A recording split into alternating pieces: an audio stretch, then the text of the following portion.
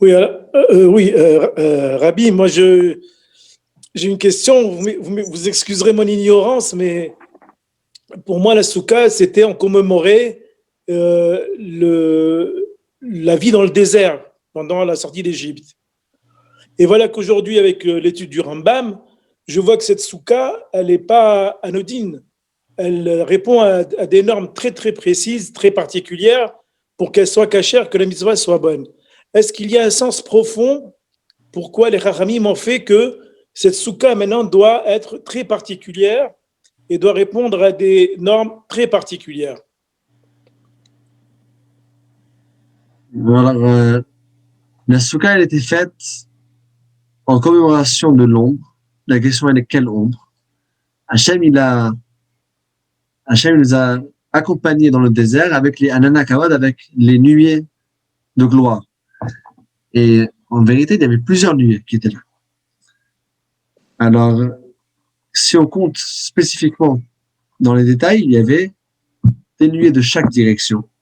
Il y avait, déjà, il y avait 4 points cardinaux. Tout autour de nous, on était entouré avec des nuées. Mais également, il y avait un nuée qui faisait comme le toit. Il y avait un nuée qui était en dessous de nous.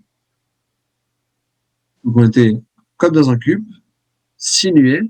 Et il y avait également une 7e nuée supplémentaire qui était devant nous et qui aplatissait toutes les montagnes qui montaient et qui relevait toutes les vallées, comme ça marchait sur une terre qui était bien droite et qui repoussait tous les différents serpents, scorpions, les bêtes sauvages. Une forme de protection. Alors, quand on remercie Hachem, la vérité, c'est qu'il faudrait le remercier pour toutes les nuées, de toutes les directions. Mais, principalement, on le remercie pour la nuée qui nous faisait de l'ombre. C'est parce que lorsqu'on fête et qu'on célèbre Pessah, la vérité, c'est que c'est un sujet qui est profond. Il y a toute une sikha de Rabbi dessus. Mais quand on célèbre Pessah, c'est la sortie d'Égypte. Souka, c'est quoi? C'est un détail qui s'est passé dans le voyage après la sortie de l'Égypte. Et Sukkot, toute la fête de Sukkot, c'est pour remercier Hachem sur l'ombre qu'il nous a offert lorsqu'on est sorti d'Égypte.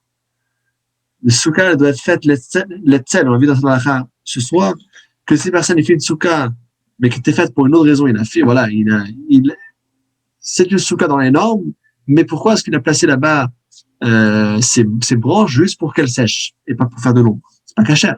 Ça doit être fait pour faire une Sukkot qui veut dire pour faire de l'ombre. Alors, la question qui se pose, c'est pourquoi est-ce qu'on remercie Hachem spécialement pour l'ombre? Ou bien, dans d'autres mots, quand on remercie Hachem à la sortie de l'Égypte, est-ce que ça n'inclut pas tout ce qu'on a eu après? Est-ce qu'on remercie Hachem à un Yom Tov spécial? On va faire une fête pour remercier Hachem pour la manne. Il n'y a pas de Yom Tov pour la manne. Est-ce qu'il y a un Yom Tov pour remercier Hachem sur le Be'er de Myriam, l'eau qu'on avait dans le désert? Non, il n'y a pas ça. C'est qu'il y a ici une chose de particulier avec l'ombre. Rabbi explique dans une sikha que c'est parce que quand on remercie Hachem à Pessah pour la sortie de l'Égypte, si Hachem nous sort de l'Égypte, mais après, on reste coincé dans le désert, la sortie d'Égypte, elle est manquante. Comme les Juifs, c'était plein, quoi. On essaie de sortir de l'Égypte pour mourir dans le désert. Si on sort de l'Égypte pour mourir dans le désert, il n'y a pas de suite à l'histoire, ça ne sert à rien. Si on n'a pas de quoi se nourrir, ça ne sert à rien d'être sorti. Si on n'a pas d'eau, ça ne sert à rien non plus. Il faut pouvoir être nourri, etc., tous les besoins, et il faut pouvoir également voyager. Donc, il faut également aplatir ce qu'il faut pour pouvoir aplatir et protéger les Juifs dans le voyage. Alors, quand on remercie Hachem à Pessah, ça inclut déjà le voyage qui le suit. Parce que de sortir pour se suicider, entre guillemets, ça sert à rien. On remercie Hachem à la sortie d'Égypte, on remercie Hachem pour la sortie d'Égypte, mais avec tout ce qui vient avec. On parle également des miracles qui étaient avant la sortie, les 10 plaies, et également, ça inclut évidemment après, le after. Mais le bonus particulier, c'était l'ombre. Hachem pouvait dire, débrouillez-vous. Mettez des casquettes, vous aurez plus chaud, bon, vous allez boire un peu plus d'eau. Hachem les a débrouillés même l'ombre, mais ça, c'est une chose particulière qui nous montre comment Hachem il chérit le Ham Israël, et c'est pour ça qu'on fait un Yom Tov particulier pour remercier Hachem sous l'ombre. Mais finalement, l'ombre n'était pas là toute seule, ça faisait partie intégrante des nuées, et donc la soukha, c'est pas juste le toit, mais on est englobé, et on est dans une soukha qui a également des murs, et il y a différentes lois, le minimum de murs, et le minimum d'auteur, etc.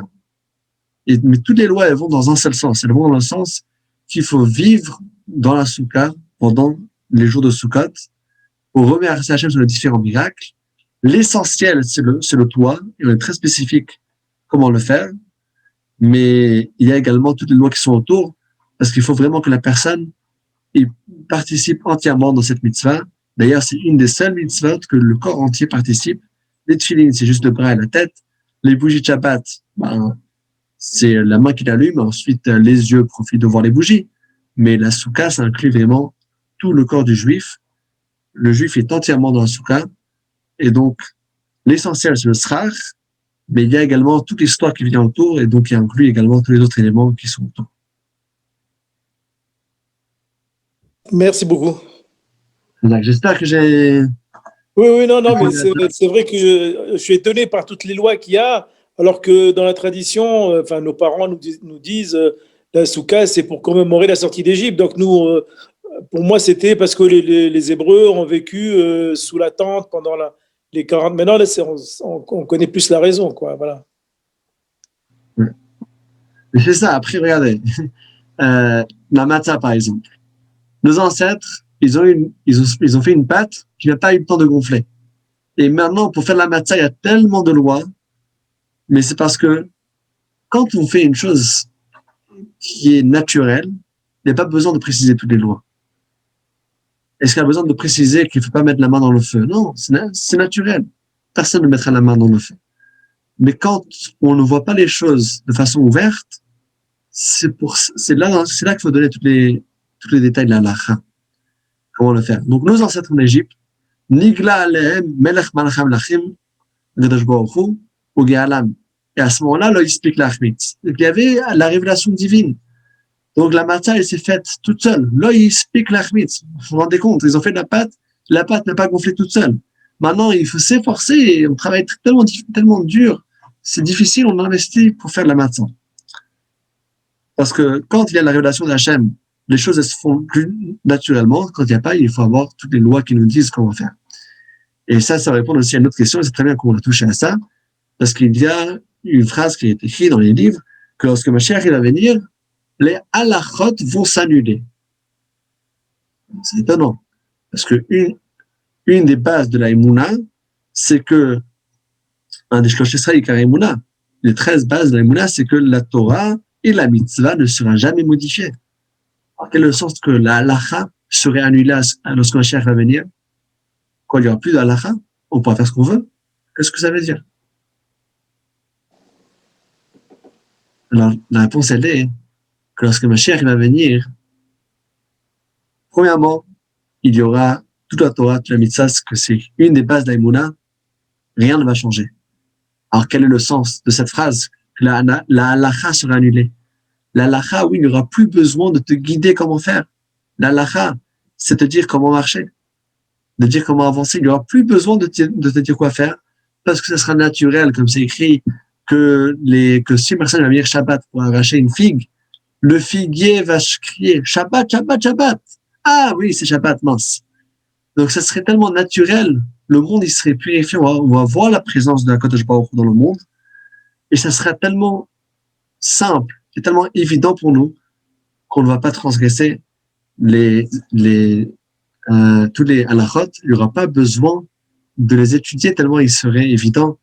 Et on pourra investir toutes nos forces pour étudier le sens plus profond de la Torah, comme expliqué dans la Chassidut, que ça c'est la neshama de la Torah, et c'est ça ce qu'on va apprendre lorsque le Mashiach va venir. Merci. Chazak. Alors qu'est-ce qu'on va faire le soir à 29h, à 21h? On va apprendre le sens profond du Rambam. Allez, bonne soirée. Merci. Vous savez, regardez, je vous donne un exemple. Alors, tout d'abord, on va prendre la question de Baruch et après, on va... Non, vas-y. Oui. il y a chaque halakha qu'on apprend. Alors, la halakha, elle se trouve dans les mondes spirituels aussi. Les neshamot, qu'est-ce qu'elles font dans le Gan Eden? Elles jouent au foot, elles regardent les nouvelles? Non, elles apprennent la Torah. Mais là-bas, elles n'ont pas tout le côté matériel. Parce que chaque halakha, elle est dérivée d'une halakha spirituelle. Et j'ai vu dans les Sfarim, par exemple, on ramène que la Mishnah, qui est très connue, Shnaim Ochazin Betalit, deux personnes qui tiennent le talit. Et chacun réclame que c'est le sien. Zeomer, Animetzatia, Zeomer, Animetzatia, etc., etc. Et après, on dit exactement quelle est la halakha, que faire avec un litige pareil, deux personnes qui réclament, chacun dit que le talit est le sien. Talit, on ne parle pas forcément de talit de prière, on parle de talit qui veut dire vêtement. Et quel est le sens profond de cette halakha-là? Comment cette halakha est étudiée dans les mondes célestes? La halakha est étudiée de la façon suivante. Il y a deux juifs qui viennent dans le monde céleste. Il y a une mitzvah qui était faite. Mais les deux ont participé d'une certaine façon à la mitzvah. Alors, celui-ci dit, c'est moi qui ai trouvé la mitzvah. L'autre dit, non, c'est moi. Ah, il dit, non, mais c'est tout là chez lui, c'est tout à moi. L'autre dit, non, c'est tout à moi. Donc, vous voyez comment chaque halakha qu'on apprend dans le sens simple a également le sens plus profond. Mais ça, c'est un sens profond, mais il y a également encore plus profond, il y a encore plus profond. Et Bezrat Hashem, on va étudier le sens profond des choses lorsque le cher va venir, parce que le sens simple, il sera évident et il sera simple.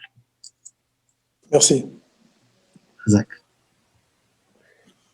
Moi, c'était une question par rapport à ce qu'on a parlé un petit peu avant. C'est comment ça se fait que le Rambam, souvent, il dit que la raison donc, de la souka, c'est principalement pour l'ombre. Mais est-ce que ça serait pas, par exemple, comme par exemple les tefilines, on a des raisons beaucoup plus profondes que l'ombre? Ou même Pessar qu'on a fait avant? Parce que là, il s'arrête à l'ombre. Très très bonne question. L'ombre. Alors, dans les Rishonim, on parle de ça. Pourquoi est-ce qu'on s'appelle de l'ombre? Alors, j'avais commencé à le toucher dans la question de M. Waknin, mais je profite que tu relèves ce point pour développer sur ce thème-là. Quand on remercie Hachem, prenons l'exemple d'un fils qui remercie, un enfant remercie son parent. Alors, les enfants, ils prennent l'habitude que les parents les donnent tout ce qu'ils ont besoin. À la fin, on dit plus merci.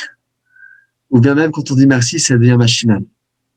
Mais on va pas se faire une célébration spéciale parce que mes parents m'ont donné à manger, mes parents, ils m'ont habillé, mes parents, ils m'ont donné ci et ça.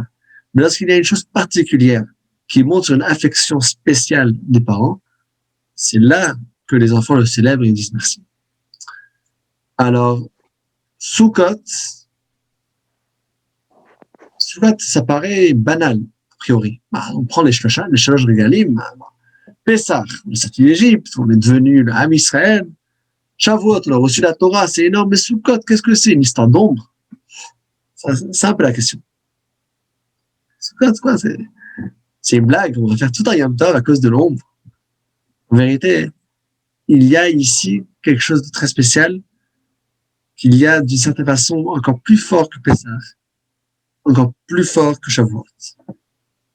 Et c'est une chose qui est dit en 3 mots en hébreu, c'est Chibatan Shel Israël. De montrer comment les Juifs, ils sont chéris et ils sont précieux. Sortir d'Égypte, oui, mon fils, il est captif. Je le libère. Je donne à manger, je donne tout ce qu'il faut. La Torah, oui, le but du monde, c'est que la Torah soit faite. Je donne les ordres. Mais l'ombre, a priori, c'est une chose qui est banale. Hachem, il a fait il a fait un miracle particulier pour qu'on ait un confort supplémentaire pour qu'on ait de l'ombre. Et donc, c'est pour le Chibatan de l'Israël, c'est pour cette Chiba particulière. Quand Hachem a montré qu'il nous chérit de façon particulière, c'est ça qu'on célèbre à Sukkot. Et Sukkot, le premier jour, on ramène plusieurs parim, et chaque jour, on diminue le nombre de parim. On ramène 14, parim, ensuite 13, 12, 11, jusqu'à ce que Shmini Atzeret, on ramène uniquement un seul par, pour montrer que Hachem, il donne à toutes les nations, beaucoup, mais après, il donne pour l'âme Israël, pour son peuple aimé, pour le peuple élu, il donne une attention particulière, et c'est ça ce qu'on s'élève à Sukkot, c'est qu'on n'a pas seulement les nécessités, mais on a également des nissim, juste parce qu'Hachem nous aime, Hachem nous chérit, il nous donne même le confort et le luxe d'avoir l'air conditionné dans le désert, d'avoir l'ombre dans le désert.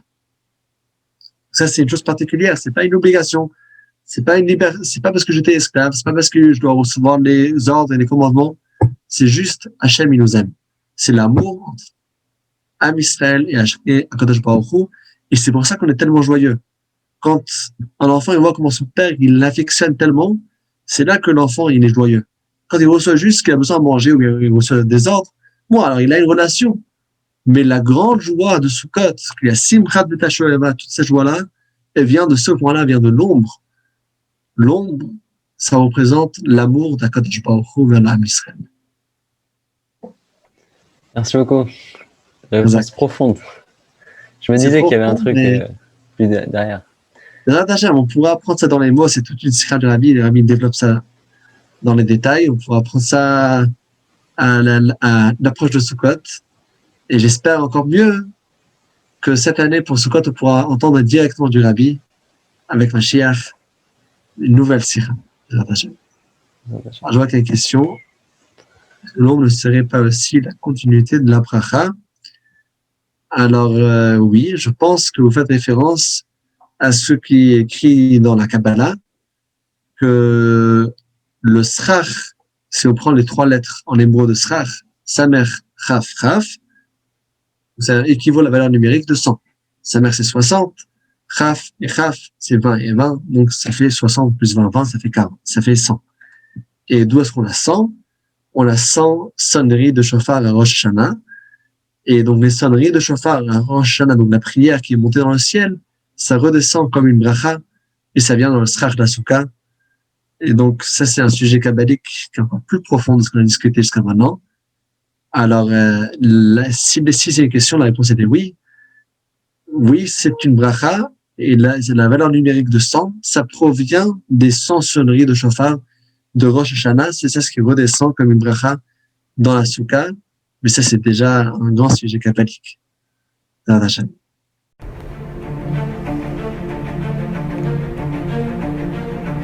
Et si connaître toute la Torah était possible, plongez-vous dans les joyaux de la Torah. Étude du Rambam, le Maïmonide, cours de qualité par des rabbins francophones aux 4 coins du globe. Un chapitre chaque jour, à raison de 20 minutes, pour finir en moins de 3 ans d'apprentissage de la Torah. Relevez le challenge, tous les soirs en direct à 20h30 ou 21h30 heure israélienne. Nos cours sont accessibles à tout moment, YouTube, Facebook et sur notre site torah24.com.